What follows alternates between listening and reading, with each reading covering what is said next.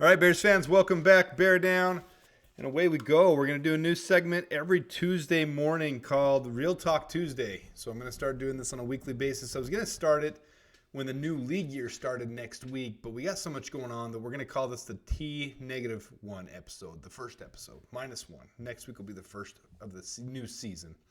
But just going to spend, a couple minutes here at the beginning of Tuesdays discussing the current events that are going on, things that have been happening, and where the state of the Bears are. And of course, there's a lot of news happening right now with Justin Fields, with Caleb Williams, with the Combine just wrapping up, free agency less than a week away. And yesterday, the first big trade for the Bears of this offseason, going from 6 draft picks now down to 5. We're going to pull that up here with the Ryan Bates trade. And Ryan Bates, of course, was acquired from the Buffalo Bills for our 5th round draft pick, meaning we now only have our other first acquired from Carolina, our 3rd and our 4th, and that is it. So we are seriously lacking on draft capital now. Whoa. Hold up the pony. I almost forgot about the Eagles pick that we got from them for the 4th round. So 2 fourths, 2 firsts, a 3rd, and a 5th. That's what we have left. So here's Ryan Bates. To me, this is a very quality signing because it gives us some of that depth back. Let's go to right here. This is what we needed. So it gives us Ryan Bates now as a quality backup center. I don't see him being the starting center. I don't see him being the starting guard or backup guard. I think he really is just being brought in for that depth piece to give us security. A couple things could happen. We could be going for Lloyd Cushenberry. We could be going for Connor Williams. As you know, we have $80 million in cap space, but that doesn't go very far when you're going to lock up probably within hours of this being released, this podcast. Within hours, we could have the news of either an extension of Jalen Johnson or as the deadline nears today, which is in just a couple of hours at 4 p.m. Eastern, you're going to have to know those things. So we're going to hear a lot of news coming out today. We'll try to release some stuff. But as that news comes out today, here's the depth we still need. We still need a starting center. We need a depth piece at guard for sure. Ja'Tyre Carter is not cutting the mustard whatsoever. I don't think he should be on the team at all. And Larry Borum, same situation. So is Braxton Jones going to fill into the swing tackle role? Or are we going to get a new starting left tackle? Or are we going to get a depth piece? I don't think those things have been decided yet, so we'll see as that goes along. But back to Ryan Bates, quality signing for us, gives us that depth at center to be able to have the flexibility to either draft a rookie and have a veteran there, or to be able to get a veteran center that's really high caliber like Lloyd Cushenberry or Connor Williams and have a solid backup piece, because that was one of the biggest deficits we had last year was the quality depth we had. Ja'Tyre Carter, Lucas Patrick, Cody Whitehair just weren't cutting the mustard. His career sack, hit, and hurry allowed is one out of every 25 plays, which is better than almost anybody on the Bears last year. Now, his role has been limited. He'd only started 19 games, most of them in 2022, as the right guard for the Bills, but he played fairly well. 61 PFF grade, 61.8. You saw with a limited 35 snaps at center last year, he had a 78.7, which is very, very good, but that's only 35 snaps. So there's not a real clear picture we can gauge from that. But solid move by Ryan Poles, in my opinion. The thing we've talked about repeatedly on here that I think a lot of fans forget, and especially a lot of fans that really are stuck on the fact that we're going to be drafting Caleb Williams. They're convinced of that. They see these 6 draft picks that we had, and they think of those all as starters. But that's old Bears mentality. Having 6 starters from 6 rounds isn't realistic. Those starters really come from your first 3 rounds. So getting a player like Braxton Jones that filled in for us from a 5th round was out of necessity, but it was nice that he played to such a high caliber. So we were really lucky that we got that out of him. Really, you don't expect those starters to come unless they're from the first couple rounds. So that's our premium draft position. So where we sit now with our premium draft position is we have, that's our needs, right there. So that's our needs we still have. We have 1-1, 1-9, and 375. And I'm going to show the Jimmy Johnson and Rich Hill trade value charts in a second, because a lot of these fans are saying, well, we can trade down with 1-9 to get more value because we have so many holes to fill. and I'm arguing with people, which I shouldn't be, on Twitter about how many holes we have left to fill, and we have 80 million, but Ryan Bates eats a little bit of that up. Let me show you. All right, here's from Sport Track, the contract of Ryan Bates. So it's a 4-year, 17 million. He's got 2 years left of it. I don't know all the contract details yet because sometimes when you trade a player, you're going to eat some of their dead cap. So I don't know how much the Bills are eating, what the terms were. I don't know if any of us have seen that yet. But according to this, pre-6-1, if they trade him, they're going to eat $4 million of his dead cap this year. We're going to eat the entire amount next year. So of that $17 million, you break that down, that's 8.5, so $4.25 million a year average salary. How much are we going to eat this year, next year? What's the entire terms of it? We'll have to see as those figures come out. But it looks like we might have a deal this year, $1.4 million, if that's all we have to pay, or maybe we're eating some of that salary. I don't know yet. Next year, $5.439 million, so almost $5.5 million. So either way, good deal for a quality backup player. Way better than Lucas Patrick. Way better than Cody Whitehair. So very solid situation, but still doesn't eat too much of our $80 million. But when you get into it, let's get rid of this.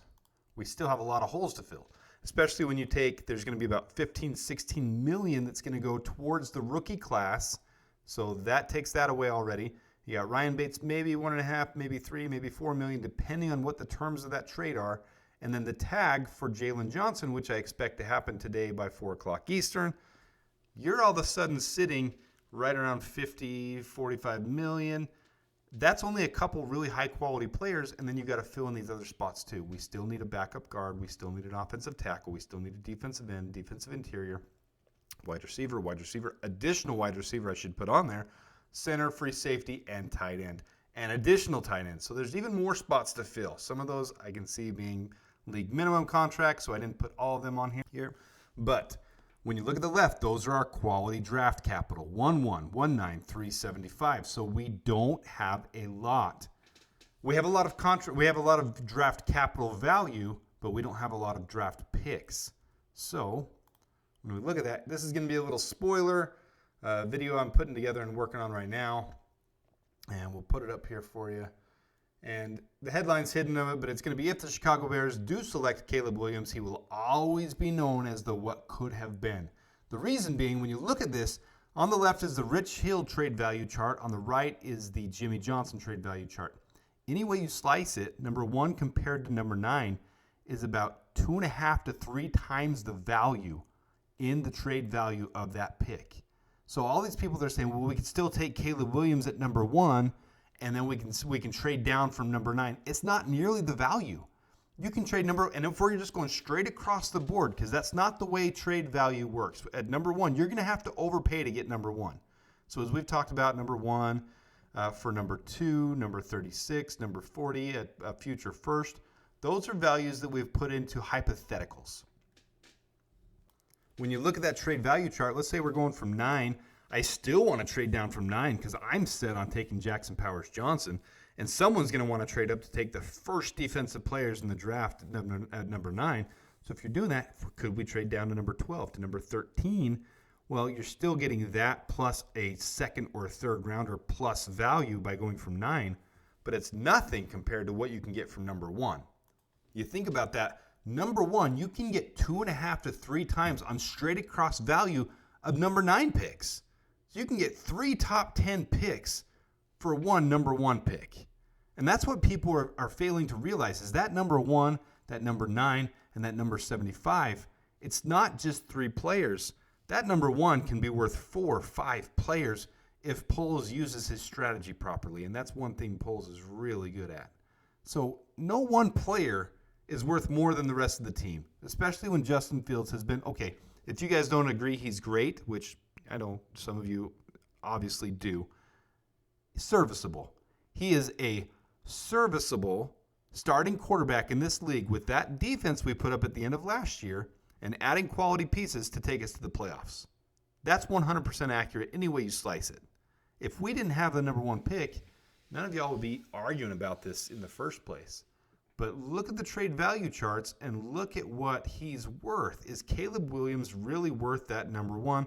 All right, so that's the ultimate debate. That's the spectacle that we have to keep going through, and we're going to keep arguing about. But that's the other thing I want to talk about this morning is Caleb Williams and the things that are happening.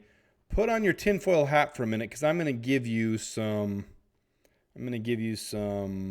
absolute non-truth. Okay, nothing's been reported of this. Nothing's out there. This is pure speculation. Caleb Williams doesn't have an agent. Caleb Williams is close with Cliff Kingsbury. Caleb Williams wants to be a commander. Now, he said all the right things at the combine. I think he's a sharp young man. I think he's doing the right things to make himself be appearable, to be likable, and to seem motivated and the right type of player for a team. But he also comes off with some very wrong vibes that I don't like. Not taking his physical at the combine. Well, why wouldn't you? Okay, he doesn't want everybody to see him. Why not? I mean, why not? So it's an easy thing for us to question, and it's an easy thing to excuse or to condemn. So it can go either way. So I'm not going to jump to a conclusion there, but then you hear reports that the Bears wanted to schedule him immediately after the combine.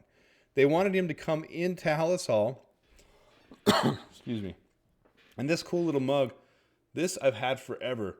12 years old now. My brother and I, first trip to Soldier Field. We don't live in Chicago. So we flew all the way out there. We've gone a couple times.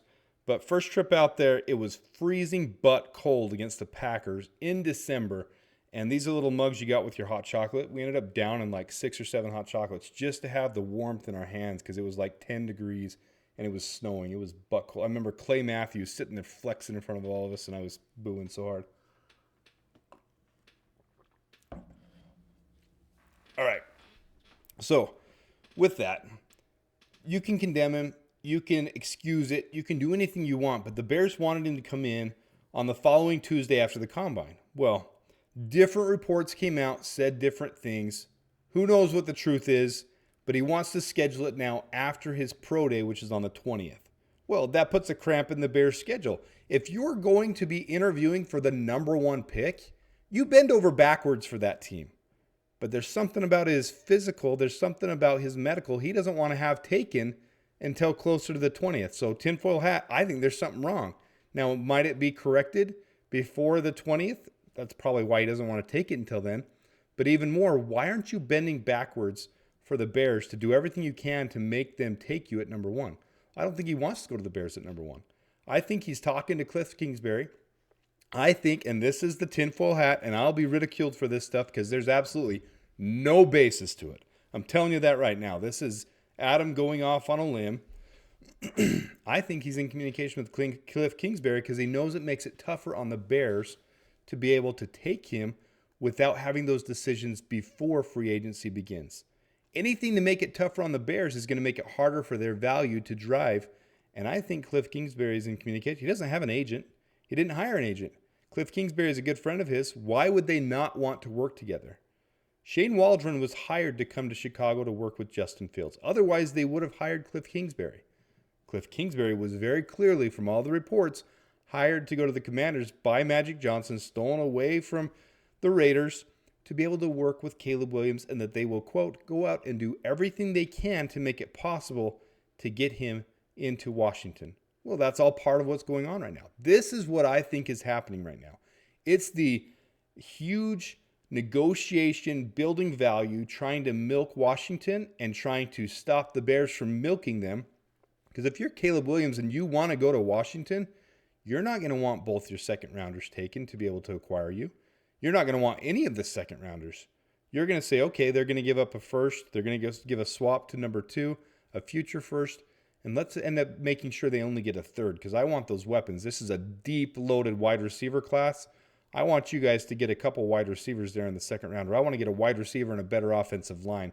I want you guys, this is a deep offensive line, deep wide receiver class. I want you guys to preserve those 2 second round picks and make selections for me so that I can be able to have a good start in the NFL.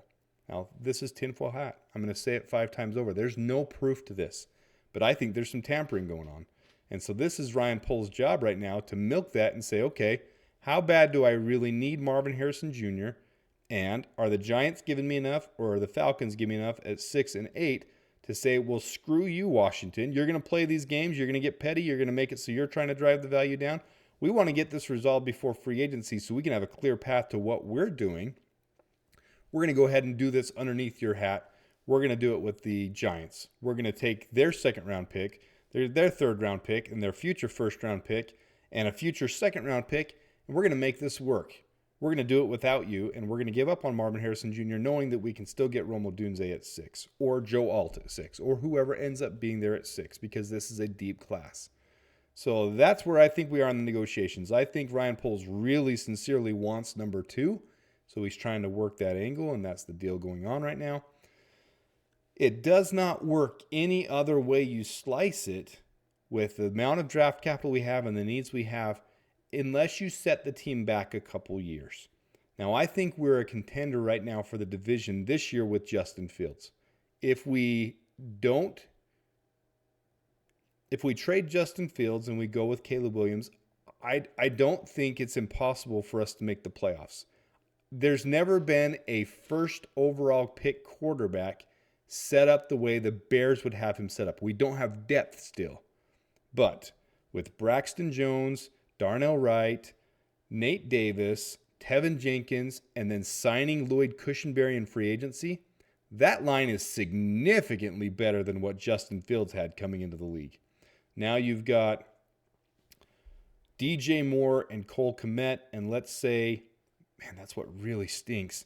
Let's say you have to take Brian Thomas Jr. with number 9 because Romo Dunze is gone. Those top 3 wide receivers are gone, but Brian Thomas is a solid wide receiver too, in my opinion. Who knows? But he's got all the metrics, and I think this is a solid wide receiver class. So you've got a solid wide receiver too. Let's say we sign Curtis Samuel in the slot in free agency. Well, most of your free agent money is gone now, but that's a way better situation than what Justin Fields came into. So again, sorry, Justin Fields, you got screwed. I don't see that being the best path forward because if you do trade, you've got so much more value to be able to go get the players, the picks that you need to make this work with Justin Fields. Rookies are going to struggle any way you slice it. Caleb Williams will have his struggle games. You saw him struggle against top 20 defenses last year. 0 touchdowns, 1 interception, 0 touchdowns, 3 interceptions. His team struggled when he played high caliber defenses. You don't think that's going to translate to the NFL where he's going to go through a learning curve? Absolutely. Now, this team would set him up to be able to be more equipped to handle it than Bryce Young did. He would be more set up like CJ Stroud would have been set up. Not quite as many weapons, but a better coaching staff than what Justin Fields had. Better line, better wide receiver corps, and I think we still would make the playoffs. I still think long-term, the better sustained success would be to stick with Justin Fields. So I really believe that's what Ryan Poles is doing because 1, 9, and 75 just doesn't make sense with him and his MO for how he handles the draft. Doesn't make any sense to go for a quarterback when we had such a close run with Justin Fields and all the metrics that we've shown on this channel that he's done successfully. One of the big things that Justin Fields did was he had one of the better adjusted completion percentages of all quarterbacks, and especially under pressure. Now, where does Caleb Williams do better than Justin Fields, in my opinion? Sticking in that dirty pocket. That's the one thing that I really think Shane Waldron can help Justin Fields with, though, is getting him to stick in the dirty pocket and throw in the dirty pocket. And that's something Caleb Williams is better at coming out of college than what Justin Fields was. Justin Fields, however, outside the pocket was one of the best in the entire NFL at his adjusted completion percentage with the dirty pocket. Now, stepping up in that dirty pocket, not as good at it. But getting outside and making it work, he was pretty masterful at it. So, a couple of thoughts this morning to get you started for your day. There's more to come. There's a lot going on right now with free agency beginning in just a couple days with the tag deadline happening this afternoon. A lot of names to keep an eye on. Michael Pittman's one I expect to get tagged. Anton Winfield. We'll see what happens with Connor Williams and Christian Wilkins in Miami. And obviously our own Jalen Johnson. Will they get a deal done before? All that stuff is coming up. This will be our new thing. Free Talk Tuesdays. And as you saw the rebrand of the channel, it's now Beardown Sports. My daughter will understand. She always said, I just know my dad loves sports. I thought it was cute.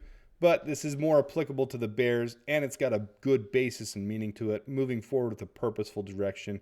And that's what the Bears are doing, and that's why I see where we're heading, being towards trading Justin Fields, or trading the number 1 pick and keeping Justin Fields. Don't hold that blunder against me, which is just the free talk we were having. So, all right, hope you guys have a great Tuesday. Get you started off on your day. Let you know as all the news comes out, there'll be plenty to share. It's all going to start rolling right now, guys. So until next time, bear down.